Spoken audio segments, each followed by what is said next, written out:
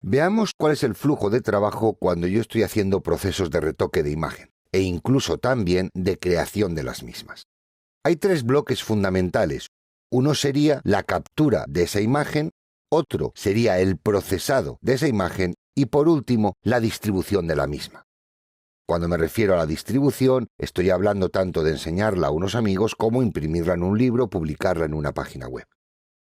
El proceso va a ser similar siempre que retoquemos fotografía o también vamos a poder crear fotografía de un lienzo en blanco. Simplemente que no tendremos un original del que partimos, pero parte del proceso del flujo de trabajo va a ser el mismo. Vayamos a analizar cuál es ese flujo de trabajo. Lo primero que tenemos sería la captura de la imagen original. A través de una cámara digital, de las cuales hay muchos modelos y muchas variedades en el mercado, o a través de un escáner. Cuando nosotros capturamos una imagen a través de una cámara digital o de un escáner, lo que tenemos al final es un archivo. Dependiendo de si estoy trabajando con una cámara profesional o con una cámara de bajo coste, voy a tener dos archivos diferentes. Normalmente las cámaras más profesionales o ya las de gama media me van a dar lo que se denomina el archivo RAW. Ese archivo es un archivo original de cámara que tiene toda la información y yo la voy a poder procesar posteriormente. Si por el contrario mi cámara es de bajo coste, voy a tener un archivo procesado. Es decir, me va a dar un archivo en formato JPG o en formato TIFF, dependiendo de la cámara que yo tenga. Esto lo va a almacenar en una tarjeta de memoria. Si por el contrario yo estoy escaneando, todo el resultado del escáner también lo puedo almacenar en una tarjeta de memoria o lo puedo almacenar en un sistema externo. Va a depender de cuáles sean los recursos de hardware que yo tenga. Pero todos prácticamente ya podemos tener un disco duro externo donde almacenar estos archivos. Una vez tenemos los archivos como tal que hemos capturado o hemos escaneado, hay que pasarlos al ordenador. Dentro del ordenador, yo voy a poder realizar diferentes operaciones. Primero, yo voy a poder utilizar el Adobe Bridge que se instala automáticamente cuando instalamos Photoshop y dentro de esa aplicación voy a poder organizar todos mis archivos, voy a poder darles palabras claves a esos archivos, voy a poder organizarlos de tal forma que la búsqueda de los mismos sea de acceso rápido. Por otro lado, voy a poder abrir directamente desde el Adobe Bridge en Adobe Photoshop esos archivos para retocarlos, para cambiarles información, para hacer diferentes operaciones con ellos. Otra de las cosas que voy a poder hacer es, en lugar de abrirlos directamente en Photoshop, pasarlos previamente por el Adobe Camera Raw. El Adobe Camera Raw es un sistema de revelado. Ese sistema de revelado, hasta hace algunas versiones, solo se podía realizar con archivos nativos de cámara, es decir, archivos RAW, aquellos que eran capaces de capturar las cámaras de coste o gama media o alta. En este caso, y desde versiones anteriores, ya vamos a poder procesar en Camera Raw cualquier formato de archivo.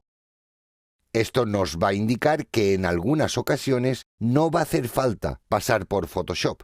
Simplemente con los retoques y ajustes que hagamos en el proceso de revelado del Camera Raw va a ser suficiente para tener el trabajo acabado.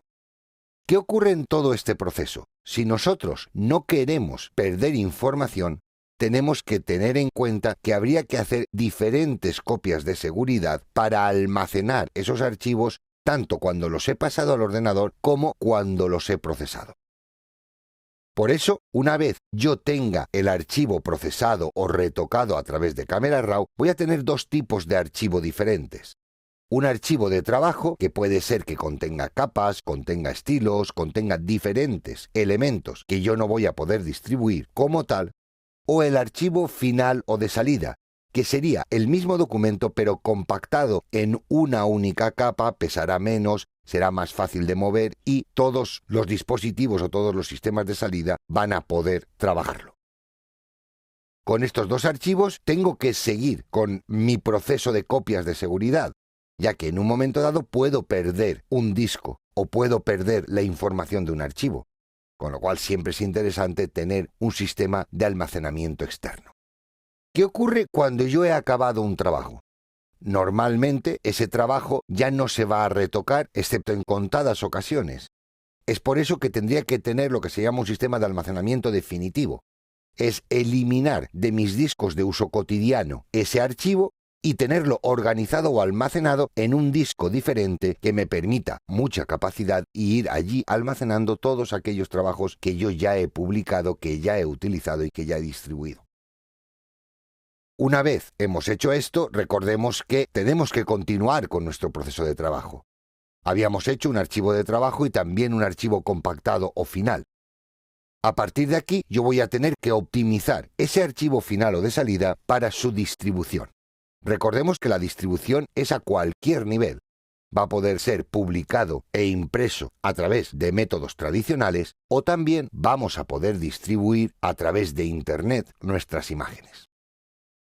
En todo el proceso, recordar que al principio he comentado que también existe la posibilidad de crear imágenes desde cero con Photoshop, bien ilustraciones, bien otro tipo de composiciones como páginas web, etc. Verdaderamente lo que hacemos es, en este punto en concreto, comenzar. En lugar de traer una imagen ya generada, lo que haremos con nuestro ordenador es pasar directamente a Photoshop y crear un lienzo nuevo en blanco. Y a partir de ahí el proceso de trabajo va a ser el mismo. Recordemos también que podemos y que debemos hacer las diferentes copias de seguridad de nuestros archivos. Este sería el sistema o el flujo de trabajo que tendríamos que tener presente constantemente cuando estemos haciendo un procesado de imágenes.